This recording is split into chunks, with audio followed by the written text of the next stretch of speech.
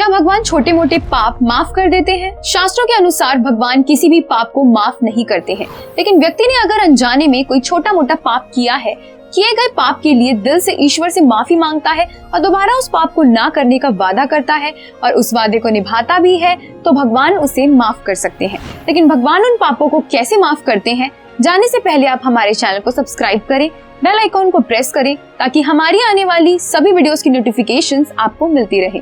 Full information के लिए video को लास्ट तक जरूर देखें। आपने किसी के साथ जोर जबरदस्ती और किसी को नुकसान पहुंचाने जैसे घिनौने और बड़े पाप करने के बाद दुनिया के कानून से तो व्यक्ति छूट सकता है, लेकिन कुदरत का कानून कभी भी ऐसे लोगों को बिना सजा दिए नहीं छोड़ता।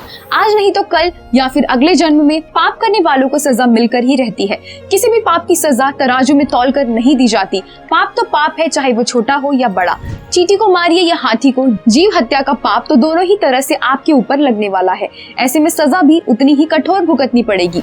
गीता के अनुसार जिसे हम पाप या पुण्य कहते हैं, वो संसार में बने रहने के लिए और संसार को बनाए रखने के कारणों के दो ऑपोजिट पॉइंट्स हैं। क्योंकि अगर पाप नहीं तो पुण्य नहीं, और पुण्य नहीं तो पाप नहीं। पुण्य एक पारस पत्थर बनकर तो पाप लोहे का टुकड़ा बनकर चुंबक की तरह एक दूसरे से चिपकने का काम करते हैं। ये आप पे निर्भर करता है कि आप पारस पत्थर बनकर रहते हैं या लोहे की धातु बनकर संसार रूपी चुंबक से चिपके रहते हैं। ईश्वर हमें पापों की सजा ना देकर भी हमें हमारे किए गए कर्मों को याद कराने की कोशिश करते हैं, ताकि हम अपने पाप कर्म छोड़कर पुण्य कर्म की ओर बढ़ चले। एक मनुष्य अपने जीवन में 5 पाप तो कर ही लेता है। ये पाप अनजाने में होते हैं, क्योंकि व्यक्ति को पता भी नहीं चलता कि उनके किए गए कामों से किसी जीव की हत्या हो रही है। दरअसल गृहस्थ के जीवन में 5 ऐसी जगह होती है जहाँ ना चाहते हुए भी डेली जीव हत्या जैसे पाप होने की संभावना बनी रहती है। पहला चूल्हा, दूसरा चक्की पीसना, तीसरा झाड़ू लगाना, चौथा अनाज कूटना और 5वां जल पात्र रखने में। लेकिन इन पापों से बचने के लिए भी उपाय बताए गए हैं, जिन्हें करने से भगवान इन पापों की माफी दे देते हैं। हर घर में खाना बनाने के लिए चूल्हा जलाया जाता है।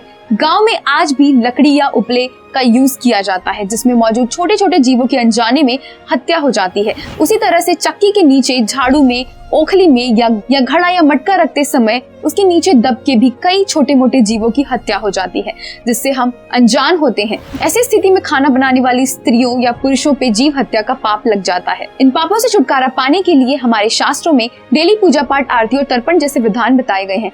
साथ ही यज्ञ और हवन जैसे धार्मिक कार्य करके इंसान इन पापों से मुक्ति पा सकता है। इसके अलावा गरीबों को दान देकर, भूखों को भोजन देकर, जिनके पास कपड़े ना हो उन्हें कपड़े देकर, किसी गरीब की कन्या की शादी करवाकर, गली चौराहे पे प्याऊ लगवाकर भी इन पापों से मुक्ति पाई जा सकती है। इन सभी सामाजिक कामों को करके व्यक्ति अनजाने में किए गए इन पापों से छुटकारा पा सकता है, क्योंकि पाप और पुण्य करने का तरीका हमारे सामाजिक, धार्मिक, व्यक्तिगत कामों में ही छिपा हुआ है, जिसे करना या ना करना हमारे अपने हाथों में ही होता है। इसी तरह हम अपने पापों का प्रायश्चित उपवास या व्रत करके, धार्मिक पुस्तकें या ग्रंथ पढ़कर, बड़े बुजुर्गों की सेवा करके, घर आए मेहमानों का आदर सत्कार करके, दरवाजे पे आए जरूरतमंद या गरीब की हेल्प करके भी कर सकते हैं। वीडियो में दी गई इन्फॉर्मेशन इंटरनेट से ली गई है। इसमें अपनी तरफ से कुछ भी नया नहीं जोड़ा गया है। कमेंट बॉक्स में हमें लिखकर जरूर बताएं कि आप हमारी इन बातों से कितना सहमत है। वीडियो को लाइक करें, अपने फ्रेंड्स को शेयर करें ताकि उन्हें भी इस वीडियो से जानकारी मिल सके। साथ ही हमारे फेसबुक पेज को लाइक और फॉलो जरूर करें। धन्यवाद।